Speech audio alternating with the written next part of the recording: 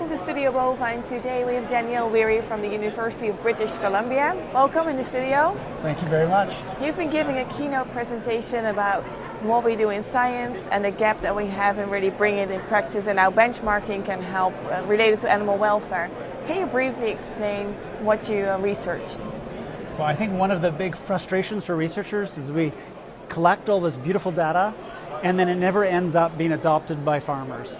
And one of the ideas that we've been working with is if we can give farmers some of their own data, some of the data collected on these issues in their own farm, is that a way of getting them more interested in the problems? And also, is it a way of beginning to get the veterinarians involved in the issue when they haven't been involved in managing that issue before?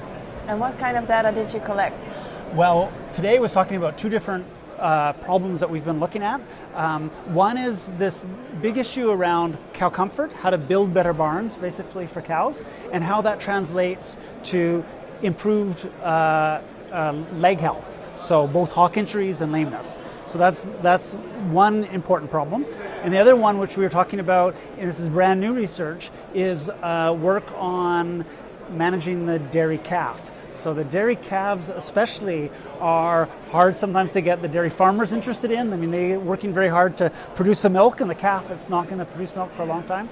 And often veterinarians aren't involved very much in terms of helping that farmer manage the calves. So we were very interested in also looking at some calf outcomes.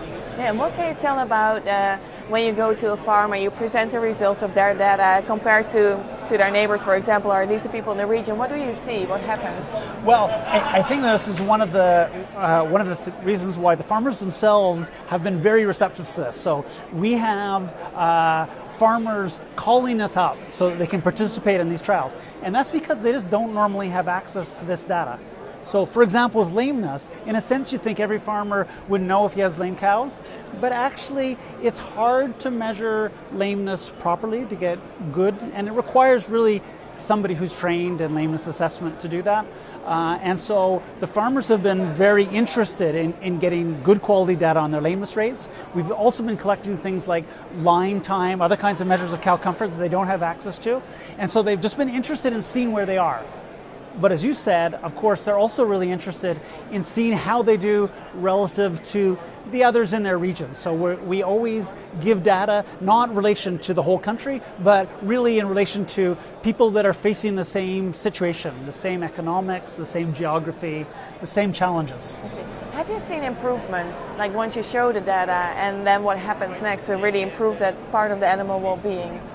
Well, I think it's sort of, there's three types of improvement we've been looking for, and I think we get all three. The data I was showing today is on the biological aspect, which is maybe the most important. So, for example, if you look at farms that we've been to that have had these kind of benchmarking report, and then we go back to a year later, those farms normally get better and sometimes get dramatically better. Both in lameness and actually in the hock lesions, we've seen huge improvements.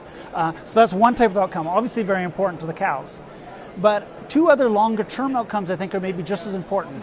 One is we get, I think from this process, is we get farmers interested in looking at data related to these outcomes. So farmers that before just thought, oh yeah, maybe I've got lameness, but I don't really know very much about it. And because they're not measuring it, they're not even thinking about how they can manage it. And so now all of a sudden, the idea is to get people in the habit of looking for these numbers. And so this sort of in terms of awareness generation for the farmer.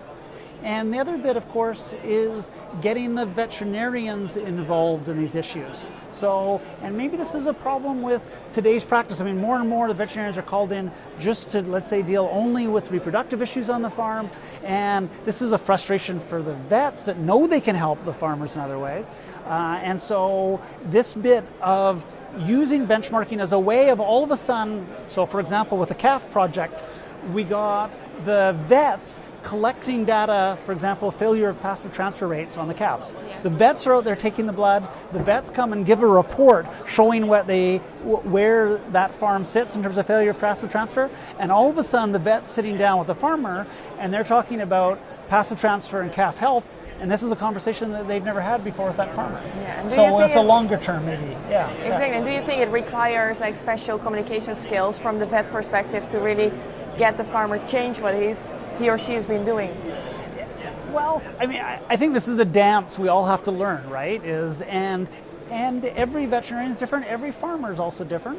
But I think if you're, and this is the clinics that we've been working with in this research, these are often the vets who have been practicing on that farm for maybe 10 years already. So they know each other well, but we get into the same habits, and everybody's busy, we go off and we do the things we want to do.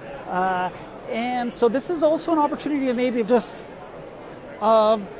doing a reset.